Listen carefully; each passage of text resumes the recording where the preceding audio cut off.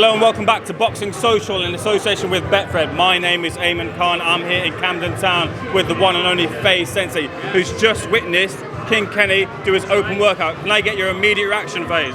Yeah, he looks sharp. I mean, he looked very sharp last time. I expected him to be sharp.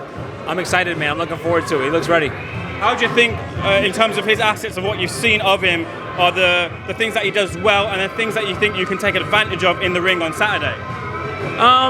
I mean, I'm not going to talk too much about it, but yeah, he just looks sharp. He looks ready to go. He's been training hard, so I'm looking forward to it.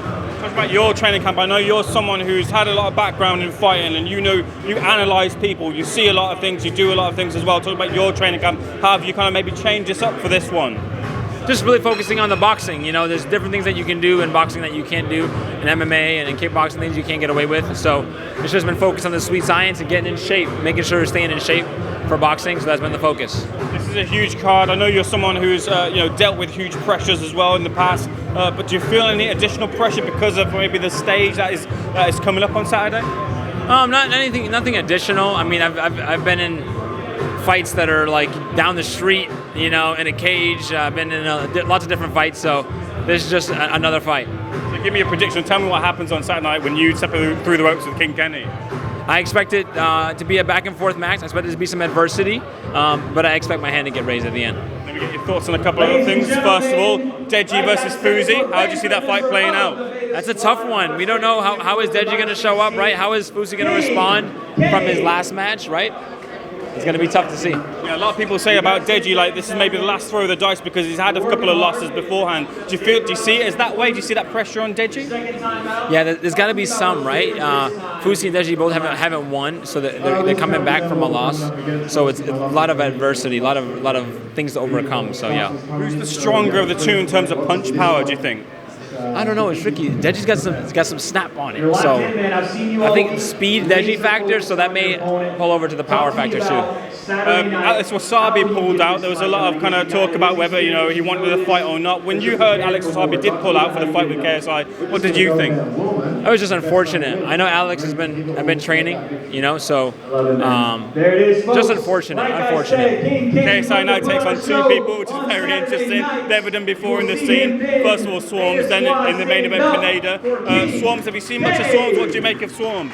Haven't seen Swarmz, so I don't know. Obviously, don't expect a lot because we haven't seen him do anything. I know he's a tough guy, but this is beyond just a beginner YouTube boxing, right? So JJ's been training, so it's dangerous. I did see this video KSI put on social media of him like blindfold and doing the agility and slipping those punches, which looked really impressive, but he's got to do it in the ring as well. Do you think he'll be able to carry over that agility on fight night?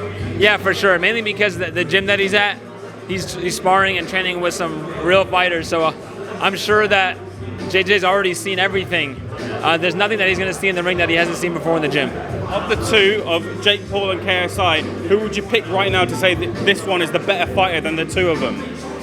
Jake, right? Excuse me. Jake has done more. He's been more active. He's lots of big names. JJ does have that Logan Paul thing there that he beat Logan, which is a tough challenge, right?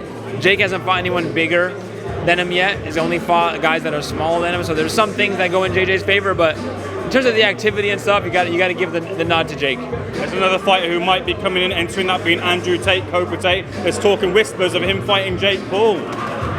I wouldn't be surprised, right? There's all these influencers coming from everywhere fighting, right? I never thought these other YouTubers would be boxing, so Tate was a kickboxing world champion, so if anyone's going to do it, it's him.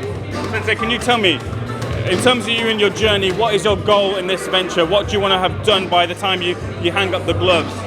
I don't know. I mean, I've done quite a bit in my martial arts competition. Boxing professionally, like in this kind of situation, is different because no head guards and smaller gloves. So this is like one of those things I get to check off my list. I have some other goals in martial arts personally, but we'll see where it takes me.